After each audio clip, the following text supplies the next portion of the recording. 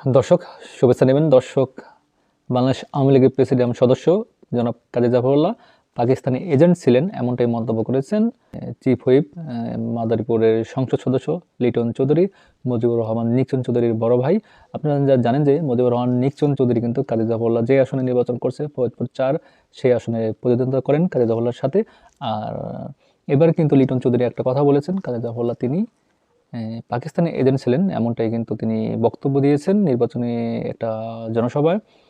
জাতীয় সংসদের chief whip Liton Chowdhury বলেছেন, ফরিদপুর ৪ আসনে আওয়ামী লীগ মনোনীত প্রার্থী কাজী জাফরুল্লাহ একজন পাকিস্তানি এজেন্ট ছিলেন।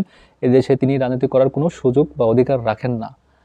তাহলে এখন কথা একটাই আসে যে সংসদের চিফ হুইপ লিটন চৌধুরী তিনি বললেন কাজী জাফরুল্লাহ একজন পাকিস্তানি এজেন্ট ছিলেন, তিনি নির্বাচন করার অধিকার রাখেন না। তাহলে কি এখানে মাননীয় প্রধানমন্ত্রী শেখ হাসিনার থেকেও কি তিনি বেশি এখানে অধিকার দেখাচ্ছেন, কিংবা শেখ হাসিনা কি তাহলে কি ভুল করছেন, অথবা তিনি কি সব রাজাকার বেছে বেছে দলে রেখেছেন কিনা, এমন একটা প্রশ্ন তো থাকে সবারই। যেহেতু এখানে বলা হচ্ছে পাকিস্তানি এজেন্ট ছিলেন কাজী জাফরুল্লাহ এবং তাকে কেনই বা রাজনীতি করা হচ্ছে, তিনি রাজনীতি করার অধিকার রাখেন না যেহেতু বলছে, তাহলে অবশ্যই এখানে প্রশ্ন আসে যে তিনি শেখ হাসিনা কেনই বা রাজাকারদের দলে রেখেছে। তিনি রাজাকার ছিলেন এমনটা আমি বলতেছি না, কিন্তু লিটন চৌধুরীর কথা বললাম। দর্শক, তিনি মুক্তিযুদ্ধের সময় কোথায় ছিলেন এমন কথা তিনি প্রশ্ন করেছেন, তা এই দেশের মানুষ জানে। এই পাকিস্তানি এজেন্টরা মুক্তিযুদ্ধ পরবর্তী সময়ে যেমন বঙ্গবন্ধুকে হত্যা করেছে, তেমনি যখনই সুযোগ পাবে স্বাধীনতার পক্ষের শক্তির ক্ষতি করার চেষ্টা করবে, এমনটাই বলেছে লিটন চৌধুরী। এছাড়াও তিনি আরও বলেন, আমি একজন মুক্তিযোদ্ধার সন্তান, আমার বাবা সাবেক সংসদ সদস্য ও মুক্তিযুদ্ধের সময় মুজিব বাহিনীর কোষাধ্যক্ষ ছিলেন, তিনি স্বাধীনতা পদক পেয়েছেন।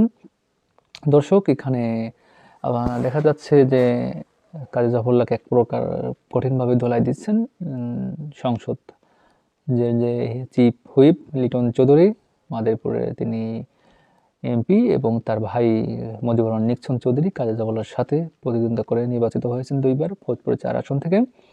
বৃহস্পতিবার ৪ জানুয়ারি দুপুরে মাদারীপুর ১ শিবচর আসনে চর জানাজাত ইউনিয়নের জেকে সরকারি প্রাথমিক বিদ্যালয় মাঠে নির্বাচনী জনসভায় নূর আলম লিটন চৌধুরী তিনি বক্তব্য রাখেন। এ সময় মাদারীপুর জেলা পরিষদ চেয়ারম্যান মনির চৌধুরী ও স্থানীয় আওয়ামী লীগ নেতারা উপস্থিত ছিলেন। চিফ হুইপ এমনটা বলেছেন, এটা কিন্তু খুব সংবাদ মাধ্যমে তোলপাড় ফেলেছে। একজন প্রেসিডিয়াম সদস্য আওয়ামী লীগের, তাকে বলা হয়েছে তিনি পাকিস্তানি এজেন্ট ছিলেন। এ ব্যাপারে সংবাদটি কিন্তু নানাভাবে চাওয়ার হচ্ছে। দর্শক, তিনি যে পাকিস্তানি এজেন্ট ছিলেন এমন একটা মন্তব্য কিন্তু ছুড়ে দিয়েছেন লিটন চৌধুরী, নূর আলম লিটন চৌধুরী। তো দেখা যাক দর্শক, এ ব্যাপারে মাননীয় প্রধানমন্ত্রী কোন পদক্ষেপ রাখে। দর্শক, আপনাদের মতামত কমেন্ট বক্সে লিখে দেওয়ার সবাই থাকবেন। আল্লাহ হাফেজ।